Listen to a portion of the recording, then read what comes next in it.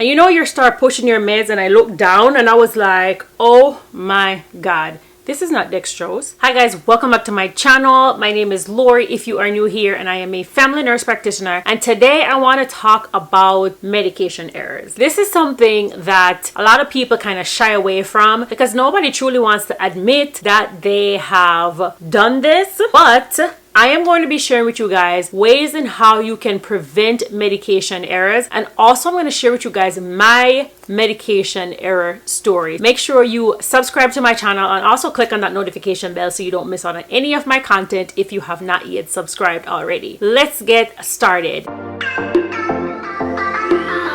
Now, medication error is actually common in nursing. It is definitely common. You can Google search and find a whole lot of stories that even make the news about nurses who potentially have done medication errors and have caused harm to their patient. You really do not.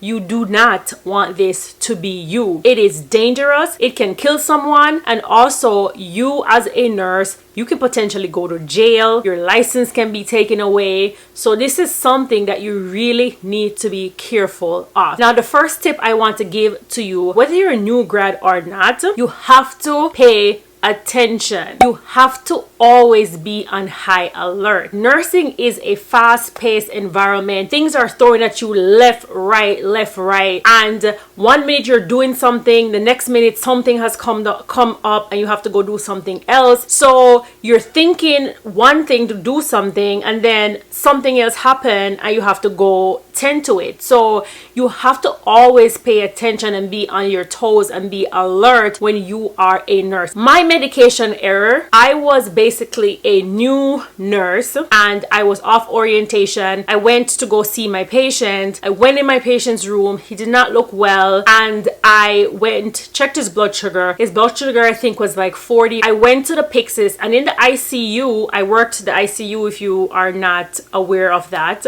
In the ICU, you can override everything in the Pyxis. When you do med surg or telemetry, there are certain meds that you can't really override. I override D50 to go push because of his blood sugar was so low. I hit the D50, the Pyxis door opened up, and once it opened up, I reached in and I grabbed what I thought was the D50. Now, the dextrose was next to the sodium bicarb. Now, because I was not really paying full attention, grabbed the sodium bicarb. I ran back to the room and I popped it, flushed his IV, hooked it up, and I went to start pushing. And you know, you start pushing your meds, and I looked down and I was like, oh my God. This is not dextrose. I was starting to push this sodium bicarb into this IV.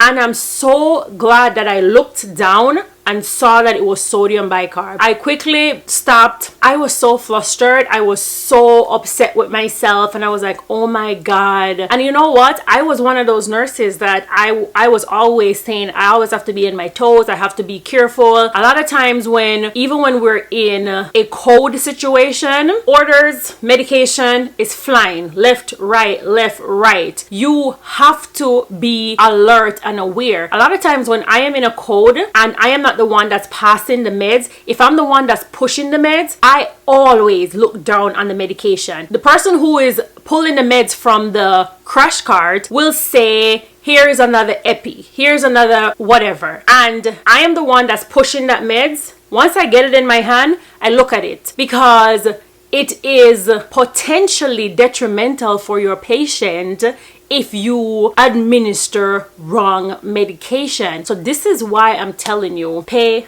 attention. Make sure that you're paying attention. My second tip for you to avoid a medication error is to try to scan all your meds. I know if there's a code situation, there's an emergency, you are not likely to scan. You kind of just want to go take care of your patient. But the reason why they put this system in place for you to scan the patient's armband and scan the patient's medication is to prevent errors like, for example, a nurse administering vecuronium instead of administering Versed and cause harm to the patient and the patient died. So you definitely want to scan all your medication. I did not push that sodium bicarb on that patient because I happened to look down and I knew how I was feeling for like weeks. For weeks, I'm telling you, I was like, Jesus Christ. Don't be lazy and just click off on the MAR that's given. No, scan these medication. That's why this thing was put into place. I remember when I even first started off working in the nursing field and they didn't have like the computer system and the scanning,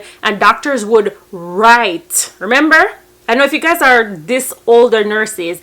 The physicians used to write the medications on the order forms, and you have to kind of read what they want. And we all know how some of these doctors' handwritings are. You're like, what does this say? What does this say? And you constantly have to call them, and then some of them getting annoyed with you, like, what did you order? What does this say? But now that we have this whole computer system in place, which is awesome, where they have to input the medication that they want into the computer system, and now we have to scan the armband and scan the meds. It's absolutely a wonderful tool to prevent errors. The final tip that I'm going to give to you to prevent medication error is the 5 rights. You know it, you have learned it, and I will tell you what it is if you don't know. The right patient, the right medication, the right dose, the right route, and the right time. Those are the 5 rights of passing your medication, because I'm telling you, sometimes the pharmacist can make a mistake. Sometimes the medication that you get from pharmacy is not for that patient that you have. Sometimes it can happen where they put another patient's name on that label and the medication is for another patient and their names are kind of similar. You scan the patient's armband, you scan this medication packet from pharmacy, and the computer gives you a bling bling bling error. Not the right patient. Do not, I repeat, do not just click it off because you're in a hurry. No, you got to pay attention to these alerts. There's a reason why it's giving you an alert to say, okay, why is this saying an alert? I'm telling you, this can be detrimental for your patient. So those are the 5 rights, and you need to follow them, because like I said, people are human. People make errors, and if the medication is coming down to 2 different chains, pharmacy do it, then the pharmacy tech, then it comes to you. Sometimes when it comes to the medication chute, another nurse will pick it up, thinks that it's for your patient, hands it to you, you just go ahead and give it to the patient. Do you see how mistakes can happen and can travel? You really want to be careful of this. And new nurses, take heed to this. And it's not only for new nurses, because I'm telling you, seasoned nurses make mistake also. This is the reason why when we have critical medications on patients like a heparin drip, this is why you need another nurse eyeball to look at it to say, okay, I'm supposed to increase it by this, or I'm supposed to decrease it by this, because these are dangerous medications that can kill your patient. So this video is just really passionate for me, and because I'm telling you, it happened almost to me, and it can definitely happen to you. Thank you guys so much again for watching. Don't forget to like, comment, and subscribe. See ya. Bye guys.